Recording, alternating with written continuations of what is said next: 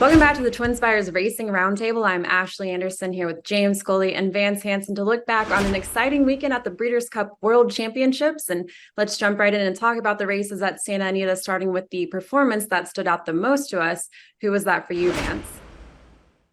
Well, there's so many good ones to choose from. You can think about Fierceness, Inspiral, Elite Power among them. But for me, I'm still kind of in awe at what Master of the Seas was able to accomplish from a highly disadvantageous position in the last half mile of the Breeders' Cup mile. He was a dozen lengths down with one horse beaten with 4 furlongs left, and he nonetheless displayed a turn of foot I wasn't sure that he had. And I've been watching this horse very closely for the last 3 seasons. Jockey Will Buick timed this move virtually to the millisecond, and he made this incredible swoosh to pass 10 rivals in the last furlong, and he won by a nose. I don't think Master of the Seas is an all-time great, but I think he is an above-average winner of the Breeders' Cup Mile. And since he's a gelding now, we'll be lucky to see him in action again in the future, and going ahead and possibly giving him getting a title defense in next year's mile. James, what did you think? Well, I will mention Fierceness. He got the top Brisnet speed rating of a 112 for all 14 races. By comparison, Forte got that 100 last year. So I was impressed with Fierceness on Friday. On Saturday, I'll say, White Barrio, I thought he was like I thought for sure he'd be an underlay in the betting, but I came away impressed with his performance. He just outclassed the rivals. And one thing I liked about it was he was up there stalking closely a real hot pace. So he was just tied on for a huge effort. So I will give him some press or some publicity for that effort. But the thing that really stood out to me were New York-based runners. Remarkably, horses exiting a race at Aqueduct or Saratoga won 7 of the 14 Breeders' Cup races. It's no surprise to see that the internationals accounted for 5 of them. But it's no surprise to see the international runners do well. They always do well, typically in the Breeders' Cup. But you never see like New York dominate a Breeders' Cup out in California like they did. There were only 2 horses that won that weren't prepping, that weren't from overseas. Idiomatic and the Spinster at Keeneland won the distaff, and Nobles won a Colonial Downs race before winning the turf sprint. Otherwise, it was all New York-based runners, and that's what I'll go with, Ashley. Yeah, and talk a little bit more about Fierceness. I think his performance probably stood out the most to me just because when he debuted and had that 101 Brisnet speed figure, I think it was the highest debut figure for any 2-year-old this year. I talked about it on the roundtable back in August, and then I wrote him off after that Champagne. I think a lot of people did. He went off at 16-1. And then to see him come out and win by more than 6 lengths, I was kicking myself because I did not have him to win in my exotics, and came out with that 112 Brisnet speed figure. Looked like the best horse clearly on the day in the Breeders' Cup Juvenile. But it is going to be interesting to see, can he string together some consistency as a 3-year-old, but certainly think he is the best 2-year-old when he runs his race. Do you all think he is going to improve even more on this performance, or do you think we have to worry about inconsistency with this horse? What do you think, James? I think he's going to improve upon it. I'm looking at the one race in the Champagne as perhaps just a one-offer, and I think the future is very bright for him moving forward. Vance? Yeah, I agree with that. His first race at Gulfstream this coming winter is going to tell us a lot about how much he's improved and whether he's going to gain that added consistency. So definitely. Well, let's talk about which Breeders' Cup performance disappointed you the most. Who was that, James? Well, Tamara's flop in the Breeders' Cup Juvenile Fillies came as a surprise. I was surprised that both the top 2 Japanese horses, Songline and Ushba neither one of those horses could make much of an impact. They both ran fit. I thought they both made a move on the far turn to reach at least contention and just lacked the finishing punch through the stretch. But the one thing that I thought was perhaps the biggest disappointment at all for people that were going into it and looking at these races beforehand, there were a lot of Southern California-based horses that I think people gave a shot to run well, and basically they were all terrible for the most part. I will say Muth And National Treasure, Muth ran second to Fierceness, a well-beaten second, and Fierceness, National Treasure was a close second to Cody's Wish. But other than those two, Southern California horses really ran poorly. And 20 years ago at Santa Anita, there were 8 Breeders' Cup races. Horses based in Southern California or exiting races in Southern California won 5 of the 8 races. And in a lot of the races, they were 1, 2, 3 in the distaff, 1, 2 in the classic, 1, 2 in the juvenile. Those were the horses you needed to use. And 20 years later in 2023, you didn't need to use any of them, Vance.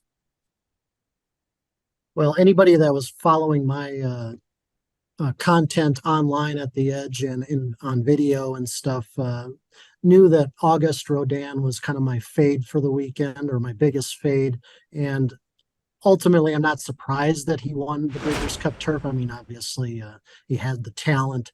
But for me, I'm still a bit of a loss on why my preferred selection in the Turf, King of Steel, fared so underwhelmingly.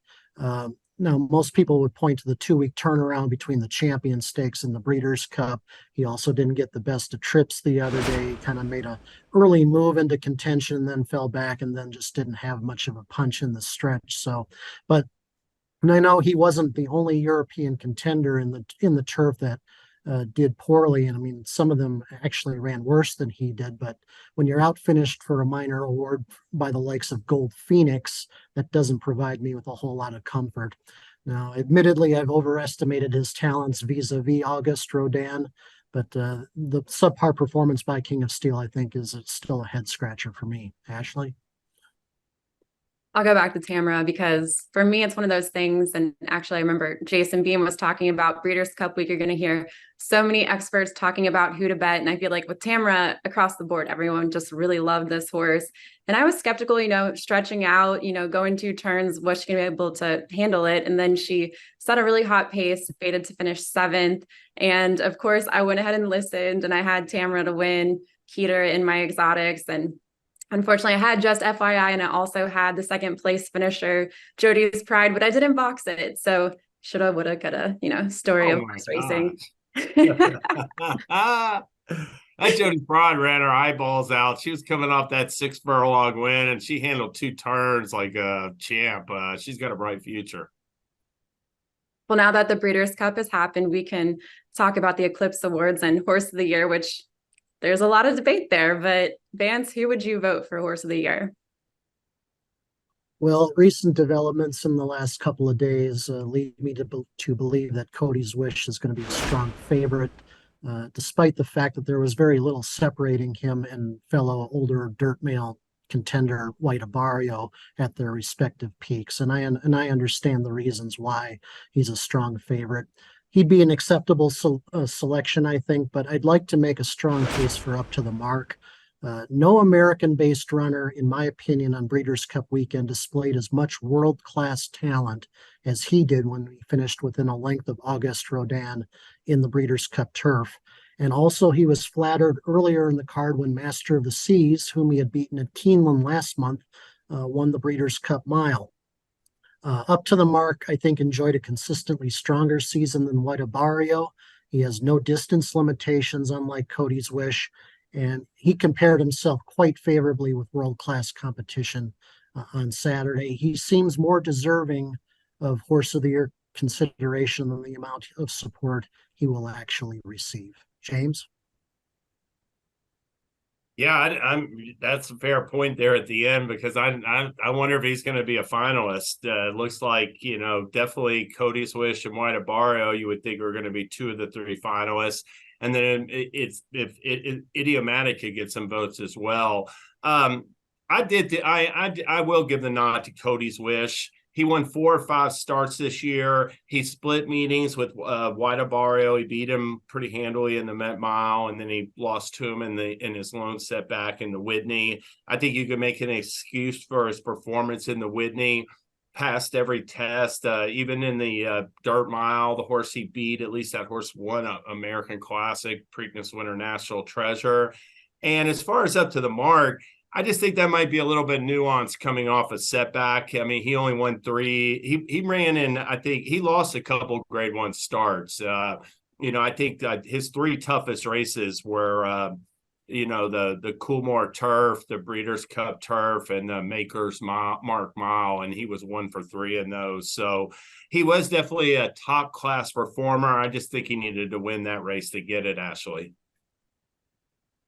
Yeah, I think Cody's Wish is probably who I expect to get it now, especially in light of the recent news. And he retired on top with the Whitney. He stretched out, finished third to White Barrio. But I want to make a case for Idiomatic. She ran 9 races, finished first in all or 8 of them, and then finished second in her lone loss. And you don't see a lot of horses running 9 races in a season anymore. And the fact that she was able to win 8 of those starts, won the Breeders' Cup Distaff, the Spinster, Personal Ensign, and then Delaware Handicap and Shawnee. So I know it doesn't normally happen. The last time a filly or mare won Horse of the Year was back in 2011 with Harbour de Grace. So very unlikely chances we'll see Idiomatic win this, but I certainly think she deserves some consideration. But I too think that Cody's Wish will probably get the award at the end of the day.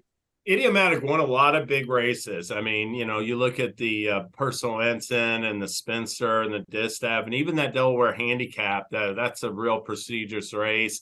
I think a lot of people played against her, thinking she was over raced. So that's a real fair point. Great job by Brad Cox. She was actually running in November and December as well. So, I mean, you talk a full 12 months nonstop racing. That's a terrific season. Vance, what do you think about Idiomatic? Well deserving of the award that she is going to receive, champion older female.